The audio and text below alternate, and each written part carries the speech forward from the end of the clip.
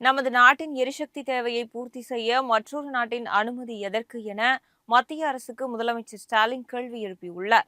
இதுகுறித்து அவர் வெளியிட்டுள்ள எக்ஸ் தளப்பதிவில், ரஷ்யாவிலிருந்து 30 நாட்களுக்கு மட்டுமே இந்தியா எண்ணெய் வாங்க வேண்டும் என அமெரிக்க முடிவு செய்யும் போது அது ஒரு அடிப்படை கேள்வியை எழுப்புகிறது என்றும், தனது சொந்த எரிசக்தி தேவைகளை பூர்த்தி செய்ய இந்தியாவுக்கு ஏன் மற்றொரு நாட்டின் ஒப்புதல் தேவை என்றும் கேள்வி எழுப்பியிருக்கிறார். விசாகப்பட்டினத்தில் இந்தியா நடத்திய சர்வதேச கடற்படை மதிப்பாய்வு 2026 கடற்படை பயிற்சியில் பங்கேற்ற ஆயுதம் ஏந்தாத ஈரானிய போர்க்கப்பலான IRIS தேனாவை அமெரிக்கா மூழ்கடித்ததும் கவலை அளிக்கிறது என அவர் தெரிவித்துள்ளார். இந்த விவகாரத்தில் இந்தியாவின் நீண்டகால சுயாட்சி மற்றும் சுதந்திரமான வெளியுறவு கொள்கையின் பாரம்பரியத்தில் மத்திய பாஜக அரசு முற்றிலும் சமரசம் செய்ததாக தெரிகிறது.